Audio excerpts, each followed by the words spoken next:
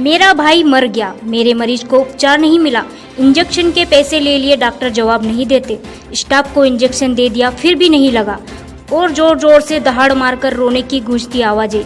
ये सब व्यथा है मेडिकल कॉलेज में भर्ती मरीजों के परिजनों की। उपचार में हुई कोताही ने एक जवान युवक को भी मौत की नींद सुला दिया। रोते बिलखते परिजन बताते हैं, ऊपर चढ़ा हूँ, मैंने कहा कि 2 बज गई है, रिपोर्ट की क्या खबर है? तो बोले चेक हो गया है। मैंने पूछा पेशेंट का नाम क्या है या शक्ल तो बता दे मेरे को। तो बोलेंगे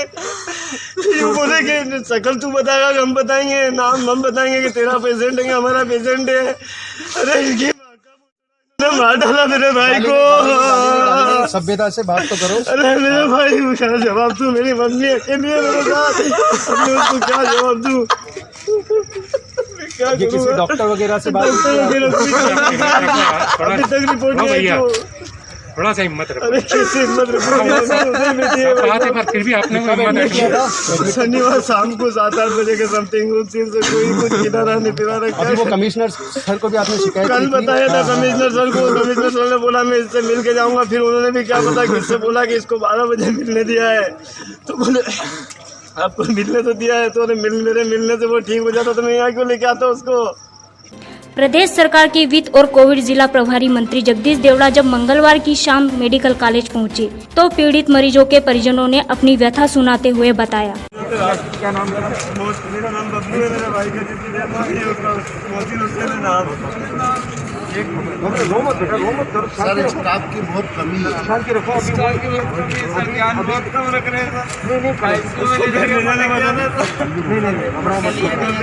रिपोर्ट हमारी फेल हो गई थी, दूसरी रिपोर्ट दूसरा टेस्ट भी नहीं किया होगा। कोई भी नहीं।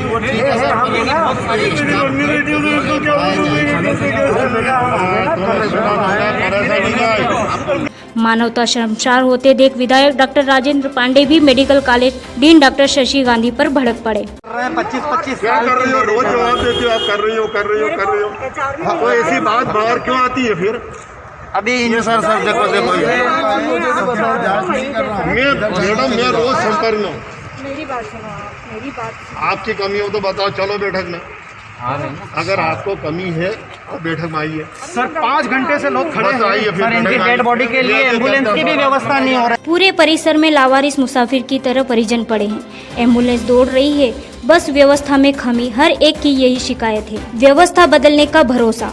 रतलाम के मेडिकल कॉलेज की व्यवस्थाओं का जायजा लेने पहुंचे प्रभारी मंत्री जगदीश देवड़ा के सामने कोरोना मरीजों के परिजनों का सब्र टूट गया। मेडिकल कॉलेज की व्यवस्थाओं को लेकर लोगों ने प्रभारी मंत्री के सामने नाराजगी व्यक्त की। नीमच के एक मरीज की मौत के बाद उसके रोते बिलखते परिजनों ने प्रभारी मंत्री के सामने मेडिकल कॉलेज प्रबंधन की पोल खोलकर रख दी। मरीज के परिजनों का कहना था कि उनके 24 वर्षीय भाई की कोरोना रिपोर्ट में लेट लतीफी की वजह से समय पर उसका इलाज नहीं हो सका और उसने दम तोड़ दिया। वहीं कोविड-19 वार्ड में भर्ती मरीजों को सही जानकारी उनके परिजनों को नहीं दिए जाने की शिकायत भी परिजनों ने की। प्रभारी मंत्री जगदीश देवड़ा ने परिजनों की बात सुनकर उनकी नाराजगी दूर करने का प्रयास किया और कलेक्ट्रेट में बुलाई गई बैठक के सभी अधिकारियों को मरीजों और उनके परिजनों की समस्या का समाधान तत्काल करने के निर्देश दिए। परिजनों की शिकायत है कि उन्हें समय पर मरीज की जानकारी नहीं मिल पा रही है।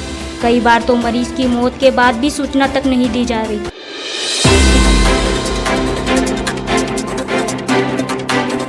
कोरोना की रोकथाम के लिए रतलाम जिले के प्रभारी बनाए गए मंत्री जगदीश देवड़ा मंगलवार को पहली बार रतलाम पहुंचे, जहां उन्होंने सबसे पहले मेडिकल कॉलेज पहुंचकर वहां की व्यवस्थाओं का जायजा लिया। मरीजों के परिजनों की शिकायत के बाद कलेक्ट्रेट कार्यालय में हुई बैठक प्रभारी मंत्री मेडिकल कॉलेज प्रबंधन और अधिकारियों को मरीज के परिजनों की समस्या का समाधान करने के निर्देश दिए। वहीं पर्याप्त मात्रा में दवाई और ऑक्सीजन की व्यवस्था किए जाने के निर्देश भी प्रभारी मंत्री ने दिए। बैठक में सांसद गुमान सिंह डामोर, विधायक doctor Rajendra Pandey, Chaitanya Kashyap, Dilip Makwana, collector Gopal Chand Dat, dean doctor Shashi Gandhi सहित अमला उपस्थित था। बाद में मीडिया से चर्चा करते हुए प्रभारी मंत्री जगदीश देवड़ा ने कहा, मैं आपसे प्रार्थना करना चाहूँगा कि क्या बेस्ट हो सकता है। अभी मैंने जिला कलेक्टर से और अधिकारियों से मैंने कहा है, समस्या और समाधान दोनों यहाँ पर है और प्रदेश की ओर से, माननीय मुख्यमंत्री जी की ओर से, सरकार की ओर से कोई कमी नहीं है, बजट की कोई कमी नहीं है। इस संकट की घड़ी में जितना बजट चाहिए उतना बजट भी मिलेगा, कोई कमी नहीं आएगी। लेकिन रहा सवाल सिस्टम का, कहीं न कहीं व्यवस्थाओं में मुझे कमी लगी है, उसको ठीक करने के मैंने आज निर्देश जारी किए हैं। और सारे सर आम जनता भुगत रही है, रोज डेथ हो रही है। सिटी स्कैन की बात कब से उठ रही है सर? सिटी स्कैन की उपलब्धता नहीं हो रही है। डीन मैडम को हर मामले में शिकायत हो रही है, उनकी तरफ से कोई कार्रवाई नहीं हो रही है। हाँ। डीन मैडम को ऐसा लगने लगा है कि उनके ऊपर शायद कोई है ही नहीं। प्योरली बात सर ये है कि डीन मैडम किसी की शिकायत मैं 1 मिनट में निवेदन करूंगा। मैंने सारी स्थिति का जायजा लिया है। मैं स्वीकार कर रहा हूं आपके सामने कि उसमें कमियां हैं, उन कमियों को दूर कर रहे हैं। और रहा सवाल सिटी स्कैन मशीन का, अभी कैबिनेट की बैठक हुई थी, उसमें मैंने निवेदन किया था माननीय मुख्यमंत्री जी से कि पूरे मध्य प्रदेश के जिला मुख्यालय पर या मेडिकल कॉलेज में जहां जहां सिटी स्कैन की मशीन नहीं है वहां तत्काल व्यवस्था करने की कृपा करें। उन्होंने तत्काल अधिकारियों को निर्देश दिए, उनके टेंडर भी जारी हो गए। जितना जल्दी हो सकता है वो सिटी स्कैन की मशीनें भी यहाँ पर उपलब्ध होगी। और रहा सवाल यहाँ की व्यवस्थाओं का, तो आज मैंने बहुत ही विनम्र प्रार्थना करके, अपील करके मैंने निर्देश जारी किए और ये कहा है कि आप लोग इसको बिल्कुल भी किंतु परंतु करने के बजाय उसको इम्प्लीमेंट करें और जो लोगों को वहाँ पर तकलीफ आ रही है उसको दूर करें। एक तो मेडिकल कॉलेज में कोई भी व्यक्ति, सामान्य व्यक्ति जिसका परिजन कोई भर्ती है, उसको प्रॉपर रिस्पांस देने वाला वहाँ कोई न कोई टीम एक बैठे, वो प्रॉपर रिस्पांस दे। अगर उनसे बात करना है तो उनसे बात करवाए। मेडिसिन अगर जो वहाँ से जो सरकार की ओर से तय है कि वो वहीं मिलेगी। चूँकि इंजेक्शन का जहाँ तक सवाल था, मैं भोपाल में बैठा था, तब मैंने वहाँ पर सुलेमान जी से, एसीएस से भी बात करके और जो मैंने वहाँ शासन स्तर से करना थी वो बात करके करीब 1500 के करीब मैंने इंजेक्शन भी मैंने यहाँ पर भिजवाए हैं। और भी ज़रूरत लगेगी तो मैंने कहा है कि आप तत्काल मुझे बता दें, जो भी व्यवस्था हो सकती है मेडिसिन की वो करेंगे।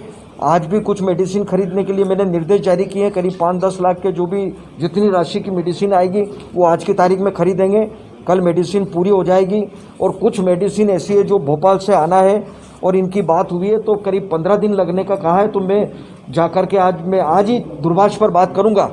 वो जितना जल्दी हो सकता है 2-4 दिन में, 5 दिन में वो मेडिसिन यहाँ पर मिल जाएगी। मंत्री जी, आपको लगता है कि आपने जो विनम्र अपील करी है उसका असर पड़ेगा प्रशासन? बिल्कुल, मुझे आशा ही नहीं, मुझे पूरा भरोसा है। उसकी रिपोर्ट कितने दिन में नहीं, वो भी मेरी बात हुई। समय सीमा में जितना समय लगता है, दूर दूर के लोग आ रहे हैं यहाँ पर। मुझे लगता है मेडिकल कॉलेज पर 4-5 जिलों का भी लोड है, क्योंकि इंदौर जो जा रहे हैं तो इंदौर वहाँ बिल्कुल फुल है। मुझे वहाँ पर लगता है कि वहाँ पर बॉम्बे हॉस्पिटल, अरबिंदो और भी भोपाल के चिरायू या जितने हॉस्पिटल है, मुझे लगता है कि इस समय सारे भरे हुए हैं। तो इस रतलाम जिले पर भी मुझे लगता है कि बहुत ज़्यादा लोड है। 4-5 जिले झाबुआ के लोग भी यहाँ पर आ रहे हैं, राजगढ़ के यहाँ पर आ रहे हैं, लेकिन आएंगे तो उनका प्रबंध हो। आज बैठक में मैंने यही बात कही है कि आपको कोई कमी लगती हो तो मैं हर समय उपलब्ध रहूँगा और उस कमी को दूर करेंगे।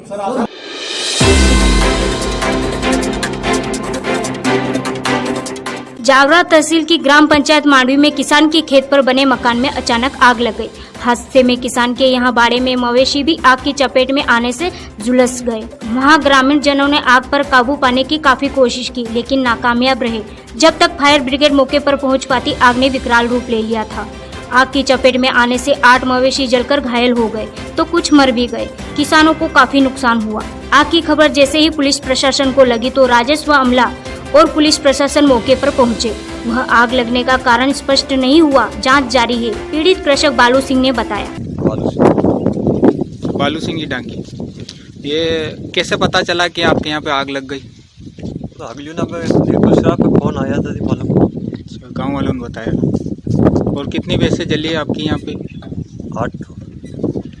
हाँ, मतलब 8 भैंस से जल गई आपकी। अच्छा, और कोई फायर ब्रिगेड वगैरह आई थी यहाँ पे? कितनी देर बाद? आधा घंटा बाद। आधे घंटे बाद पहुंची। आग वो बुझ गई थी पहले या उसके बाद बुझाई उन्होंने आके? उन्होंने बुझाई और थोड़ी बहुत तो बुझा दी थी हमने। टैंकर चलता था, 2 टैंकर से।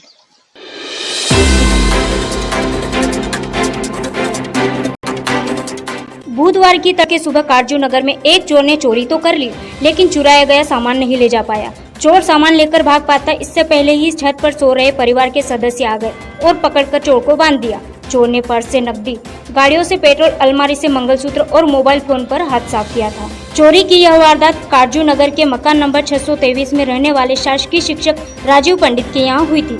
सूचना मिलते ही पहुंची पुलिस चोर को थाने ले गई। चुराया गया सामान भी चोर दे गए, शिक्षक राजीव पंडित ने बताया। मेरा नाम राजीव पंडित है सर। चोरी की घटना हुई, क्या मामला है? सुबह सर मैं जब ऊपर से उठ के आया, मैंने देखा दरवाज़ा खुला हुआ था, तो एक व्यक्ति अंदर किचन में कुछ चीज़ सर्च कर रहा था। जब मैंने उसको पकड़ा तो देखा तो उसने सब चीज़ें, अलमारी के सारे ड्राज वाज खोल दिए थे, फिर अलमारी खोल के सारे कपड़े बिखेर दिए थे उसने। मैंने उसको पकड़ लिया, उसको पुलिस ने हत्या भी की मेरे साथ। उसको हमने बांध के पटक दिया। नशा नहीं लग रहा था सर। उसने गाड़ी से पेट्रोल भी निकाल लिया, हमारी गाड़ियों से 2-3 लीटर पेट्रोल उसने 2-3 बाटलों पेट्रोल भी भर के रखा था। और जो कुछ नगद जो पैसे थे पर्स में सब निकाल के रख लिया। मोबाइल भी उसने उठा के रख लिया था अपने पास, मोबाइल भी उन्होंने उससे ले लिया। क्योंकि वो पकड़ा गया इसलिए सब चीज़ें ही बरामद हो गई थी। सर कितने पैसे उसने चोरी करे थे? कुछ करीब उसने 1700-1800 रुपये थे जो पर्स में रखे थे, उसको ले लिया। एक मोबाइल था गुड़िया का, वो मोबाइल भी उसने ले लिया था। दोनों मोबाइल ले लेते, मिसेस का गुड़िया, दोनों मोबाइल भी लेके उसने रख लेते यहाँ पे। पर चूंकि बाहर निकल पाए ऐसे सारी चीज़ें ही बरामद थी।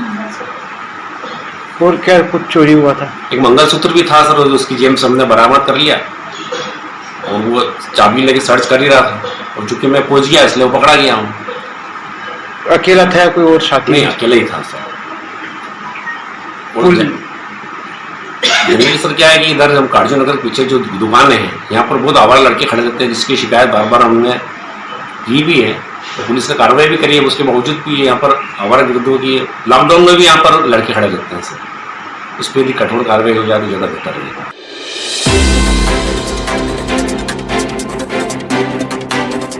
रत्नेश्वर रोड पर मंगलवार शाम हाई टेंशन लाइन झाड़ियों में गिर गई, जिससे आग लग गई। क्षेत्रीय रहवासियों ने जागरूकता दिखाते हुए तत्काल आग बुझाने के प्रयास शुरू किए और नगर निगम फायर ब्रिगेड भी मौके पर पहुंचा। वह तो अच्छा था कि हाई टेंशन लाइन झाड़ियों में गिरी, जिससे कोई बड़ा हादसा नहीं हुआ। रहवासी क्षेत्र में लाइन गिरती तो बड़ा हादसा संभव था।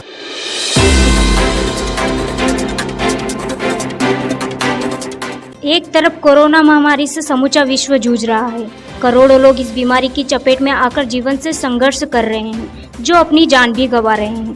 वहीं दूसरी ओर एक ऐसी तस्वीर भी सामने आई है, जहां शमशान में तांत्रिक विद्या से कोरोना भगाया जा रहा है। शमशान में बैठकर हवन किया जा रहा है और कोरोना को खत्म करने का दावा किया जा रहा है। शमशान में बाबा चरणनाथ ने कोरोना को खत्म करने के लिए रात में विशेष तंत्र मंत्रों से हवन किया।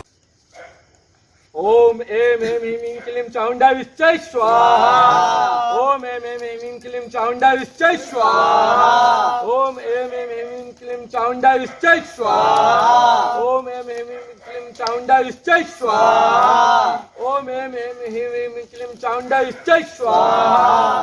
ओम एम एम ह्रीं क्लीं चामुंडा विश्चै स्वाहा। हवन भी अलग ही विधि से किया गया। इसमें लाल मिर्ची की आहुति दी गई।